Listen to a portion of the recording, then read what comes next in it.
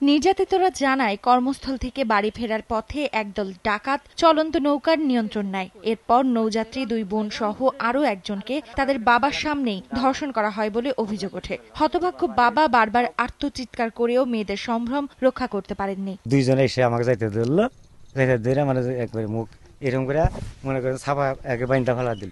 আমার গতর একটা চাদর আছিল ওই দিন এরকম বাইন্দা ফেলা দিল, বাইন্দা ফেলা দেয়া মনে করেন যে শালা কথা কওয়া হবে না, তার নামে টানি নিয়ে তখন চেক দিম, তখন টানে নিয়ে চেক দিমু। হেসুঙ্গা বাবা রে হেসুঙ্গা বাবা যে টানে না বানিয়ে গেল, হেসুঙ্গা বাবা আমি মরণ দশা। এটা শিক্ষার পারানোর পরে মাইয়াডারে বালু খাওয়াই দিছে, গলা মধ্যে চিবিদা ধরছে, আমার গলা মধ্যে চিবি দিছে, আমার বাবার মুখ বান্ধা ডেগার দা গাও মারছে। এই ঘটনায় একটি মামলা দায়ের করা হলেও তা তুলে নেওয়া সহ হত্যার হুমকি দেয়া হয় বারংবার।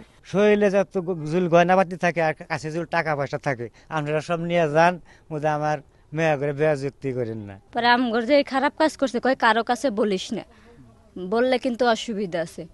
তো তারপরে আমরা আর কারো কাছে বলি নাই, পরে না বললে পরে আমগর যে খারাপ কাজ করছে ওই 4 জনকে চিনি, আশাদুল, সাইদুল, নজরুল আর রহমান।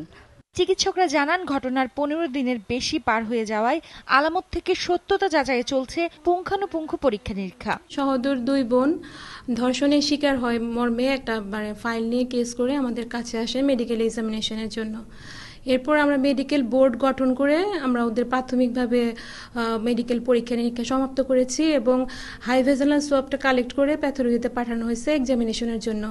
ওটা রিপোর্ট আসার পরে আমরা বিস্তারিতভাবে আপনাদের জানাতে পারবো। তবে পুলিশ বলছে অভিযুক্তদের গ্রেফতারে অভিযান চালানো হচ্ছে। শহরে আজকেও আসামিদেরকে ধরার জন্য এখন বর্তমানে অভিযানে আছে, আসামিদেরকে ধরার জন্য জোর চেষ্টা চালাচ্ছে, অভিযান চালাচ্ছে।